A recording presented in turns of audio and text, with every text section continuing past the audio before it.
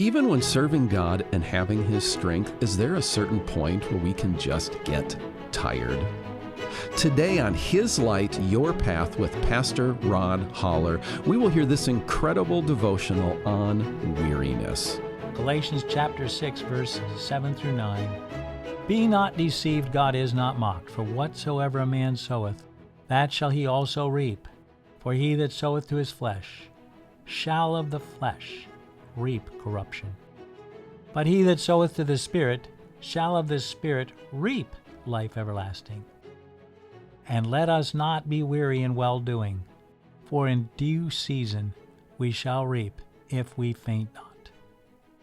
This passage tells us to sow to the Spirit, not to the flesh.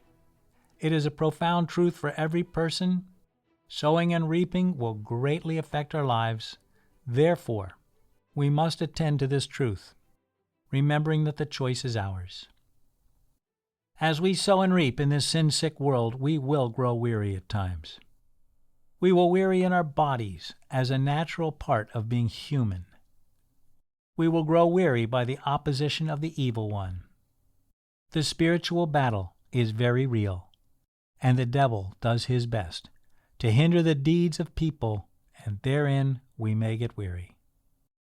Paul addressed this to the Galatians, and let us not be weary in well-doing, for in due season we shall reap if we faint not.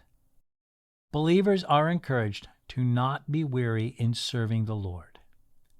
As it has been said many times, we may be weary in the work, but we must not be weary of the work.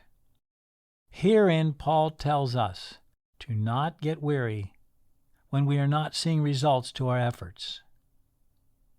We may not reap a harvest today, but there will be a harvest, hence we must not quit. God has promised that in due season we shall reap if we faint not.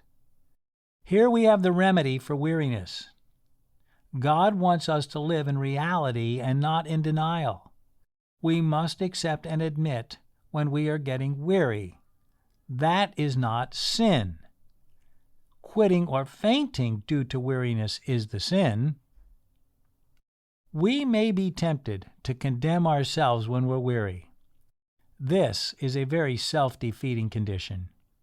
Rather than condemn ourselves for weariness, we must accept the weariness as a part of human life. Get some rest and refreshment, and get back to sowing to the Spirit. If we live in denial, then we add an unnecessary burden, thus increasing our weariness. Paul tells us that well-doing is work, and therein we may get weary.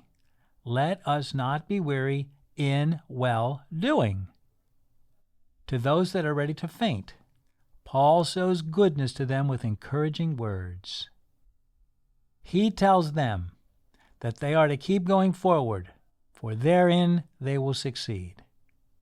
It is not so much our wonderful abilities that makes our work successful. Rather, it is God who keeps working through us when we do the work of sowing to the Spirit. Take what is before you this day. Pray that God would help you face the known challenges of today and the unknown ones that will come your way. Trust that He is working on your behalf. Continue sowing to the Spirit, even in the difficult things before you. God promises you will reap if you don't faint. Consider one of the great hymns of the faith, bringing in the sheaves, sowing in the morning, sowing seeds of kindness, sowing in the noontide and the dewy eves, waiting for the harvest and the time of reaping, we shall come rejoicing, bringing in the sheaves. Going forth with weeping, sowing for the Master, though the loss sustained our spirit often grieves. When our weeping's over, He will bid us welcome. We shall come rejoicing, bringing in the sheaves.